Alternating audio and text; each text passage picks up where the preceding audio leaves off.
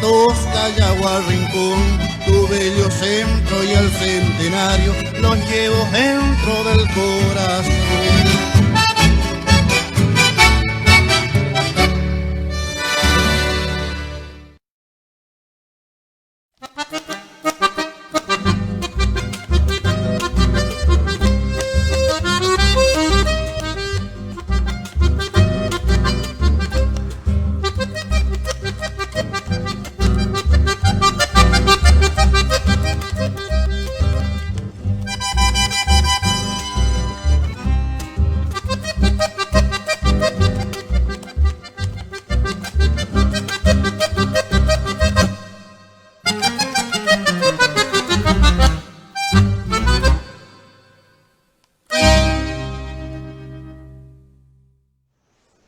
Bueno, qué gusto estar con ustedes nuevamente. Como saben, estamos presentando en este encuentro Esteros y en la 9ª Feria Internacional del Libro de Cursucuatiá una colección que se llama Flor del Espinillo, y quiero aprovechar para contarles un poco el porqué del nombre. El espinillo es un árbol típico de nuestra provincia, de nuestra región y de otros lugares del litoral argentino y oriental también, y es un árbol que tiene, bueno, como su nombre lo indica, tiene muchas espinas, pero también tiene una flor amarilla que es muy, muy bonita. Y entonces, bueno, cuando estábamos trabajando con el equipo, definiendo nombre y demás, nos parecía que era una buena metáfora para este momento. No solo hablar del espinillo que es nuestro, sino también por esa cosa de las espinas, y que a pesar de todo es esa flor amarilla con tanta energía y con tanta fuerza. Y en esta ocasión estamos para presentar el libro 4 de la colección Flor del Espinillo, que incluye a Camila Charri Noriega, poeta colombiana, y a José Ángel Leiva, poeta mexicano. En realidad, en ambos casos, no solo son poetas, sino que son académicos, son promotores culturales, gente muy interesante de oír, no solo por su poesía, sino también por todo el conocimiento que tienen de la poesía, no solo de sus países, sino de Latinoamérica y de la poesía en general. Así que estoy segura de que disfrutaremos mucho de este encuentro. Bueno, comenzamos con Camila por esas cosas del azar y de la vida, no por más. Por edades.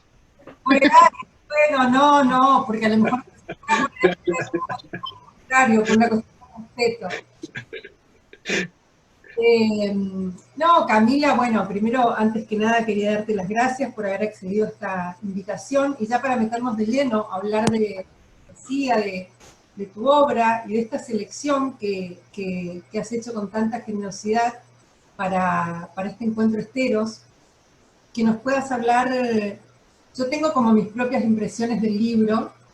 Me gustaron mucho algunas imágenes, como el agua mece la casa queda en la frontera, y pensaba también que es como todo un símbolo para estos tiempos, la casa queda en la frontera, ¿no? Entonces quizá quería como empezar con esa frase, y a partir de ahí pedirte que nos cuentes un poco sobre el libro, como para que sea un abrebocas y un convite para los lectores, para toda la gente que nos está escuchando, a bajar el libro y a leerlo. Bueno, buenas noches. Yo estoy contentísima por la invitación, Carolina, y estoy contentísima de que me haya tocado compartir el libro con José Ángel, a quien admiro y a quien conozco hace un par de años. Entonces creo que no pude haber quedado mejor. Y pues nada, estoy muy emocionada de hacer parte de los poetas invitados al encuentro Esteros, entonces te lo agradezco mucho. Bueno, la selección de poemas que hice para el libro corresponden en una gran porción a el libro Ar de Babel, aunque hay otros que hacen parte de un libro que se llama Materia Iluminada, más reciente, y hay un par de poemas que arrojadamente quise publicar allí porque son inéditos, son un par de poemas inéditos. con respecto a lo que mencionas de la casa que da en la frontera, pues la casa es uno de los conceptos que trabajo mucho en mi poesía, así como el de la carne. Y pues bueno, dentro de mi formación, pues está la literatura, pero también está la estética y la historia del arte. Entonces, siempre trato de que esas tres cosas se crucen en lo que hago cotidianamente, que es escribir poesía. La casa en la frontera tiene relación con el epígrafe con el que inicia ese poema, que es un epígrafe de Schopenhauer. Y pues la idea allí, finalmente, pues es que el universo se entiende o digamos la realidad se puede entender desde dos tipos de lenguaje, retomando pues también a Spinoza. Entonces, alma y cuerpo no son dos cosas separadas, no pertenecen, digamos, al dualismo platónico, sino que a través del alma y del cuerpo, pues comprendemos como dos lenguajes distintos la realidad, y esa realidad pues estaría en la médula rebanada bien adentro, siempre fue el centro de la casa, que es como termina el poema. Entonces, cuerpo y alma están allí a merced, digamos, a la intemperie de lo que llega, de lo que nos llega todo el tiempo a diario. En el poema que mencionabas antes, Cuerpo Adentro, vuelve a ser otra vez la casa del cuerpo, digamos, la metáfora del cuerpo como casa, pero también, digamos, esos poemas surgen de un momento en el que estaba muy metida por lo que estaba estudiando en la universidad, por lo de la estética y la filosofía, de pensamientos de varios filósofos. Entonces, pues allí estaba también el de Heidegger, de que el lenguaje, en que el lenguaje es la casa del ser. Entonces también está allí en ese cuerpo adentro, en donde ya no se pretende y no se busca la racionalidad, sino finalmente pues el caos. Lo que existe es el caos en todo su esplendor, la tiniebla, a pesar de que en esa tiniebla pues siempre se puede encontrar algo. Entonces es un poco una queja frente a la racionalidad y frente al pensamiento que nos ha obligado a hacer las cosas de una u otra manera, que estaría atado a los principios platónicos, que finalmente es contra lo que van estos poemas. Claro. Un poco va por ese lado. Perfecto. Sabes que tenía otra pregunta, pero voy sumado a lo que dices, principios, preceptos y estas cosas que tenemos como mandatos. Yo sé que en tu tarea de editora y de promotora cultural llevas adelante este proyecto que se llama La Trenza, que invita a poetas colombianas. Entonces quería aprovechar para que nos cuentes un poco sobre eso, porque eso también permite a los lectores, a la gente que te está escuchando, como ampliar el conocimiento no solo tuyo, sino también de la poesía colombiana de este momento, ¿no? Bueno, sí, y te agradezco la pregunta porque sí, cada vez que exista la posibilidad de hablar sobre eso, pues siempre sienta bien. La Trenza es un fanzine, es un proyecto autogestionado en el que nos propusimos publicar a poetas colombianas de distintas generaciones, de distintas latitudes, primero para abrir el espectro de las poetas que se conocen y se leen en Colombia, que suelen ser siempre las mismas, habiendo tantísimas personas trabajando con seriedad en la poesía. Y en segundo lugar, lo pensamos no solamente como una publicación en donde sencillamente se mostraran un par de poemas de las escritoras, de las poetas, sino en donde se hiciera un trabajo un poco más detenido. Entonces, en cada número invitamos a 6 poetas, pero 6, o sea, las 6 no están publicadas con su poesía. 3 nos envían 2 poemas representativos de su obra y las otras 3 escriben un ensayo crítico sobre esos poemas, para mostrar cómo en realidad pues la poesía también es un asunto no solamente que atraviesa la emoción, sino que atraviesa el pensamiento, y que si hace falta reflexionar críticamente sobre lo que se escribe en Colombia, pero sobre todo sobre lo que escriben las mujeres. Entonces es un proyecto que tenemos 4 amigas, lo empezamos a hacer principalmente porque sentimos que había una carencia, y esa carencia era la falta de lectura que hay de la poesía que escriben las mujeres, pero también la falta de crítica de la poesía. Entonces, estas personas que lo hacemos somos María Tavares, Tania Ganinsky y Carolina Dávila, y bueno, yo. Y ya ahora estamos por lanzar el 5º número, que lo lanzamos en septiembre. Es una publicación que hacemos cada 6 meses y también va acompañada de ilustración. La ilustración, por supuesto, como otro tipo de lenguaje, como otra aproximación a estos trabajos. Entonces están los poemas, los ensayos y la ilustración. Fantástico. Esa es la trenza. Fantástico. Bueno, vamos a darle la palabra al caballero para que no se nos duerma, escuchándonos a nosotras, pensando cosas.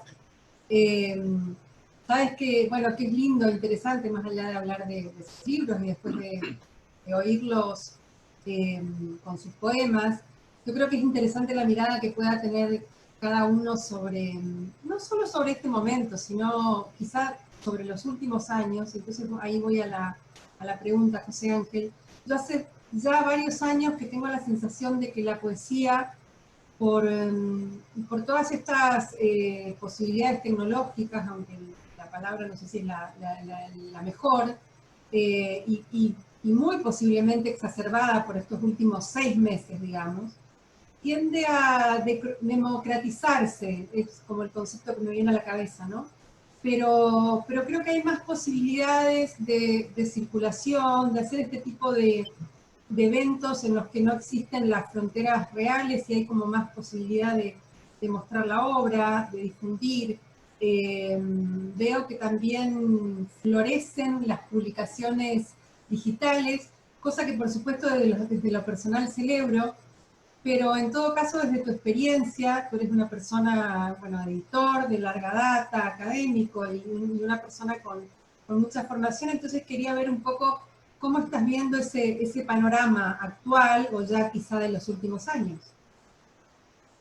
Claro. Pues yo creo que lo veo como la mayoría.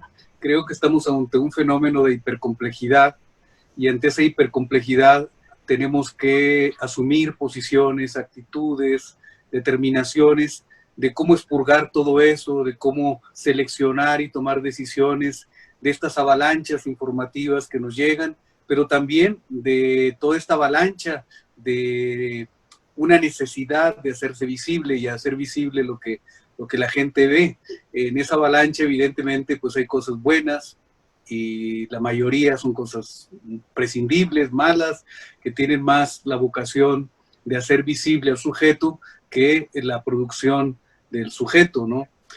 Me llamó mucho la atención lo que decía Camila y también me siento muy afortunado de que nos hayas convocado y nos hayas puesto en esta misma mesa, porque a mí me gusta mucho escuchar a la gente joven y con esa vitalidad y con esa claridad, esa limpieza de pensamiento sobre lo que están haciendo, sobre el oficio que ejercen. Y este diálogo con 2 mujeres que representan justamente esa parte que ha sido invisibilizada y que ha sido abatida de distintas maneras, que es la inteligencia que viene del lado femenino, de un lado femenino que los hombres tenemos y que nos da, parece ser a veces terror mostrarlo, ¿no? Yo creo que la parte del poeta es una parte femenina, justamente, ¿no? Es una parte que cultivamos con mucha intensidad. Entonces, lo que yo estoy viendo en este momento, dentro de esa hipercomplejidad, es el mandato, la urgencia de ir asumiendo una claridad en este aspecto, ¿no? ¿Qué es realmente lo que nos importa de todo esto que estamos atestiguando, en todo esto que estamos participando? Porque hay muchas cosas por hacer. Hace algún par de años me invitaron en Francia a una mesa redonda sobre el tema de la visibilidad en la poesía, de la visibilidad del poeta. Y en esto entraban muchas cuestiones, como por ejemplo los concursos que se abrieron sobre todo en América Latina. En España había concursos muy jugosos, en México, en Venezuela, concursos de $100,000, ¿no? Donde lo más importante ya no era el poema ni el libro de poesía, sino era el premio. Y además muy justificado, porque la necesidad, cuando la gente se dedica realmente a escribir, la situación económica es muy frágil. Pero también está este asunto del reconocimiento, el reconocimiento personal. Cuando yo empecé a escribir, los poetas gozábamos de muy poco prestigio. Publicar un libro de poesía era muy difícil. Asumirse como poeta era muy difícil. A mí me llevó mucho tiempo reconocerme como tal. De hecho, no me interesa tampoco que me llame un poeta. En verdad es algo que no me conmueve en lo más mínimo. Pero amaba la poesía por sobre todas las cosas, y eso era lo más importante. Y en ese sentido fui caminando, fui construyendo una obra, y para mí lo más importante es el amor que yo pueda tener a la obra de los demás. Creo que mi obra puede ser prescindible, pero lo que yo he leído, lo que yo he encontrado, me parece indispensable para entender el sentido de todo lo que yo hago y lo que pretendo hacer. Así es que dentro de esto que estamos atestiguando, que es una crisis económica, una crisis humana, una crisis política, para mí vuelvo a lo elemental, vuelvo al tema de que lo más importante para mí es la búsqueda. No ha cambiado nada, no va a cambiar nada, sigo trabajando para obtener los recursos económicos para sobrevivir, y en la medida de lo posible ir construyendo ese bagaje intelectual, cultural, que me sirva para escribir poesía, ¿no? Entonces, esencialmente es lo que yo diría, que dentro de esa hipercomplejidad, para mí lo más importante es lo esencial. Vuelvo otra vez a lo esencial. Así es. Y eso lo dice muy claramente tu poesía. Yo tuve el gusto de leerte antes, pero bueno, ahora con esta circunstancia de la edición de los libros y demás, no solo es un placer leerte como a Camila y como a todos los poetas de esta edición. En esta selección en particular que nos enviaste, hay varios poemas que hablan sobre Nahual, ¿no? Entonces, sí, quizá sería interesante que nos compartas un poquito más sobre este concepto, sobre la cultura, sobre lo que significa y la forma en que tú lo abordas. En todo caso, ya lo encontraremos en los poemas, pero para digerirnos un poquito la cosa y hacerlo más amigable al momento de encontrarnos con esos poemas. Claro. Mucha gente ha encontrado en ese concepto la noción de los conceptos de Castaneda, ¿no? No tenía esa intención realmente, ¿no? Sino que encontré en el concepto de Nahual, el concepto indígena y prehispánico, en primer lugar, este animal que acompaña al inframundo, al alma que ha abandonado el cuerpo y que necesita una guía, ¿no? En la oscuridad. Y por otro lado, el Nahual como algo que protege y al mismo tiempo como un elemento de transformación, de mutación. Y en alguna ocasión, Jorge Bocanera, poeta argentino, muy amigo, me decía, tu poesía es migrante. Y justamente lo que intenté en esta muestra es dar los diferentes registros de mi poesía. No me ha interesado cultivar un estilo, me ha interesado sobre todo buscar un lenguaje, es decir, un lenguaje que me identifique dentro de toda esa diversidad. Cuando estoy colocado en un cierto tipo de estética, inmediatamente soy propulsado a la búsqueda de otra perspectiva del lenguaje, ¿no? Entonces, lo que yo quería que se viera son los distintos registros, los distintos momentos también del lenguaje por el cual me he guiado para buscar la expresión, la comunicación del poema, ¿no? Entonces me interesaba esto, y el Nahual como ese elemento de mutación, como ese elemento de transgresión y de búsqueda permanente, ¿no? Entonces ese era el sentido, y creo que el Nahual pues está en todos los libros, pero esencialmente en el libro Aguja, ahí le dedico 10 poemas a ese Nahual. Fantástico. Bueno, Ya tendrán el gusto quienes nos están escuchando de leerte y tener su propia interpretación de esto que nos dice. Bueno, entonces volvemos a Camila y vamos a pedirte, Camila, que desde tu casa tan bonita en Bogotá nos compartas algunos poemas de esta colección Flora del Espíritu. Bueno, muy bien, muchas gracias. Voy a ver si no tengo acá interrupciones perrunas porque la perrita está a esas horas en las que se pone muy habladora. Bueno, objetos oscuros. Tiene un pequeño epígrafe de Nietzsche que dice: todo lo que ha sido eterno, el mar lo devuelve a la orilla. La naturaleza de algunos objetos, templados por la urgencia de los ojos que los miran, es a veces solo barro conmovido que se cuece en su limpia eternidad. Permanece su sustancia en las entrañas como un pozo.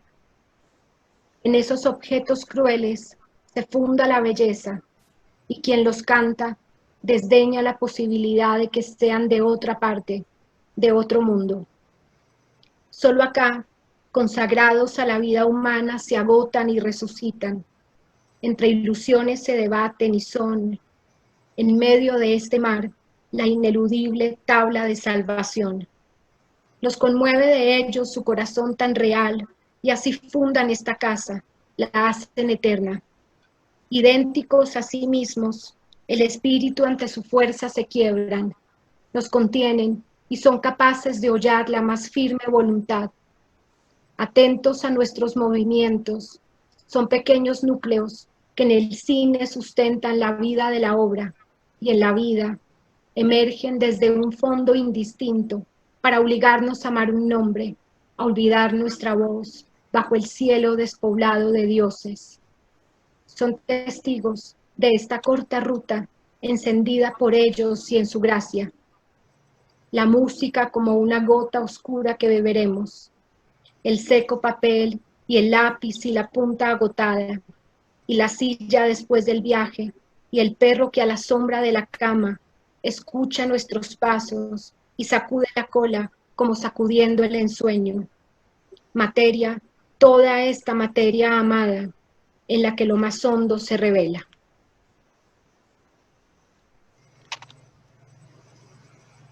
Actos renovados.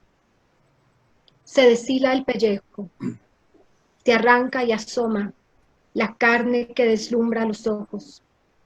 Se sosiegan los nervios, se los hace cantar como a raíces de un árbol enterrado en el cuerpo. Los cuchillos se acomodan boca arriba. Sus aristas recuerdan las costillas de un mal amor. Luego se lame el filo, el pasmo, y sobreviene el crujido de la carne rasgada, lo crudo que se olvida con la primera mutilación. A los tenedores hay que agarrarlos por los picos, 3 dientes, 3 astillas afiladas que espantan a la presa, y viven famélicos, plenos de hambre. En la penumbra, las cucharas eran peces extraños de cola esbelta. Las vimos otras veces encima de algún plato, animales satisfechos en plena digestión. Entonces era mejor no tocarles la panza de metal, pulida como una bella retocada. En su cóncavo estómago podía uno contemplarse, un ojo alargado, deformado por el metal que escarba el rostro. Sencillo despojar del pellejo, salvar la carne que late a la espera. A veces había luz, porque el cuchillo cambiaba de lugar y su destello cortaba la sombra. No sabíamos mucho sobre objetos de cocina, apenas de las ollas y los platos, de las tazas, donde el agua es oscura. Voy a leer uno de los que mencionaste al principio.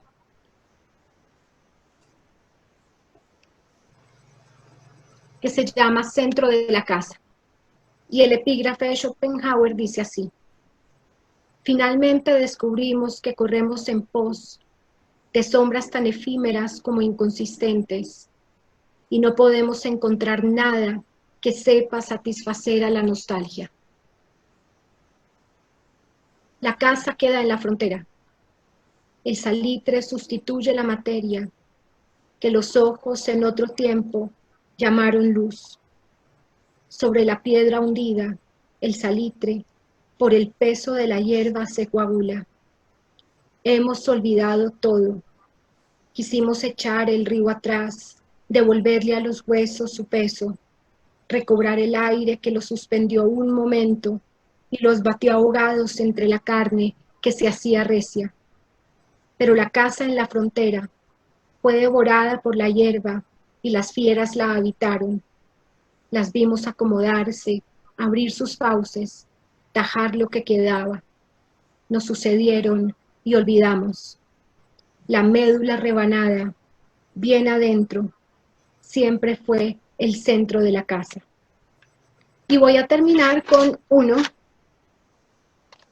Todos tuvieron epígrafe, los elegidos. Bueno, este se llama Juicio Final, tiene un pequeñísimo epígrafe de Dante que dice así: lasciate ogni speranza, voi che entrate. En una obra de Giotto, el demonio devora a un hombre mientras expulsa a otro por su cloaca. El fresco es de una belleza espeluznante. En él está contenido el mundo y su materia. No representa Giotto a la bestia, sino al hombre, descarnadamente hambriento. El símbolo es sencillo y no requiere explicación. Lo ingerido se coagula, se hace carne y hueso, se destituye, se engulle de nuevo, se expulsa, se endurece. Es el hombre separando la luz de la tiniebla, el sueño del residuo. El artista, desde la luz y el color, nos obliga a penetrar, cuaja las sustancias, asombra las retinas del observador y le devuelve su reflejo consumido. Pero eso es solo lo primero. La fascinación por los signos, más reales a veces que la misma realidad, empujan en su trazo hacia la reconsideración. ¿Qué divina sustancia sobrevive a la idea de mundo? El artista lima, hace que los bordes se encajen. Limando extrae de ese ensueño que es el bien la imagen, la monstruosidad más verdadera. El color y la simiente oscuridad sobre la que respira la luz dictan las formas, y estas son a los ojos el señuelo, el centro del demonio. Lo otro, el destello de maldad frente a algo que se reconoce profundamente humano, es lo que se desprecia hipócrita. El mundo, su idea, el verbo, son el intestino de ese demonio que sonríe. En el fresco, de apariencia inmóvil, está contenida la historia de los hombres. Gracias, Camila. Creo que una de las circunstancias más lindas, al menos para mí, nosotros en Corrientes, en Curuzúcuatía, hablamos de una manera una manera particular, como suele pasar en las regiones. Y a mí me ha pasado a lo largo de mi vida que he vivido en distintos países que me dicen, no, pero tú no eres argentina. Y eso tiene que ver con que no hablo como la gente de Buenos Aires, ¿no? Entonces, pensaba mientras te escuchaba y durante todas estas grabaciones, que es lindo no solo escuchar distintos registros de poesía, sino también la musicalidad, digamos, de cada zona y cada país, incluso dentro del mismo país, de cada región. En Colombia, por ejemplo, que es un país que conozco, Claro. hay una música también muy particular en cada una. Entonces, siguiendo con esa línea, Ángel, yo pensaba que una de las cosas que me conmovió de la selección que estamos publicando es que tu poesía, al menos para mi sensibilidad, tiene justamente una musicalidad muy exquisita. Por supuesto que hay un montón de otros elementos que ojalá algún día pueda hacer un análisis, escribir sobre tu obra, pero una de las cosas que rescato es como la musicalidad, ¿no? Y bueno, con este pequeño comentario que viene de la emoción del corazón y a lo mejor de una pretensión estética, quería invitarte a que compartas algunos de tus poemas con nosotros. Gracias, Carolina. Gracias por ese oído. Quería decir antes algo, escuchando a Camila y después de lo que ella externó acerca de su noción de la poesía, que me hizo recordar algo que dice André Gide en una novela que se llama El Inmoralista, en un diálogo entre dos actores, cuando uno le pregunta al otro, ¿sabe usted por qué no se lee ya la poesía? Y el otro le dice, pero tampoco la filosofía se lee. Dice, en efecto, pero los filósofos tampoco leen poesía, ni los poetas leen filosofía. Y entonces él le pregunta, bueno, pero ¿qué pasó entonces? Dice, bueno, es que en la antigua Grecia la filosofía echaba mano de la poesía para embellecer el discurso, el pensamiento, y los poetas echaban mano de la filosofía para darle contenido a su poesía. Pero los poetas en sí mismos forjaban la vida como una obra de arte, y eso nos daba un todo integral. Y escuchando los conceptos de Camila y escuchando su poesía, me siento muy contento y muy halagado de saber que realmente el trabajo de ella forma parte de esta integridad, ¿no? De la filosofía, la poesía y la vida misma. Bueno, voy a comenzar leyendo un poema que tiene un poco que ver con la identidad, así como el espinillo tiene que ver con un elemento simbólico de Corrientes. En mi tierra, en Durango, que es una zona cercana al desierto, o en el desierto mismo, el alacrán es un elemento presente en todo.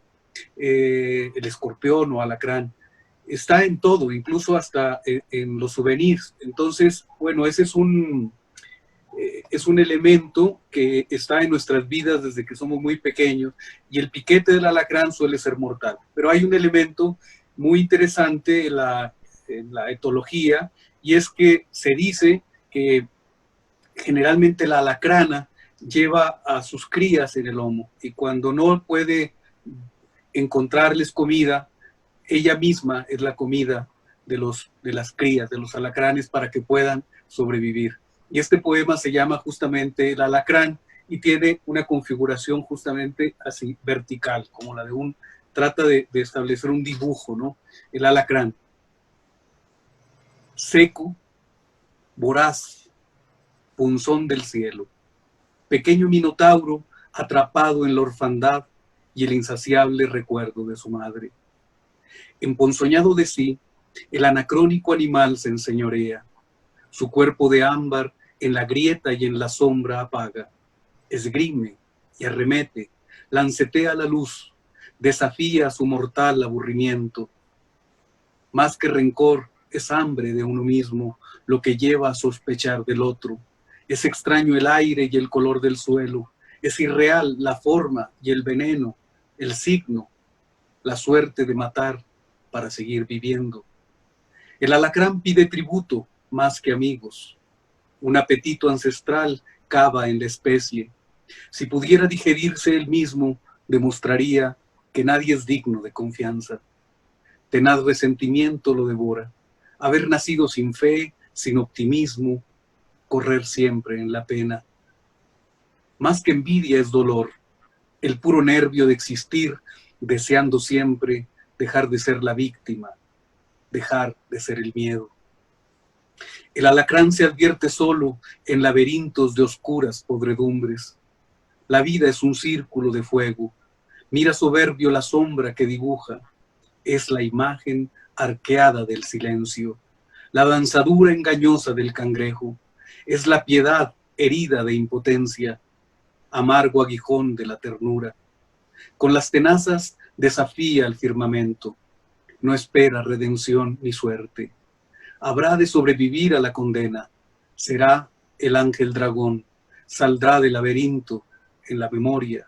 No habrá culpa ni dolor de haber ganado el tiempo en cada trozo del amor materno.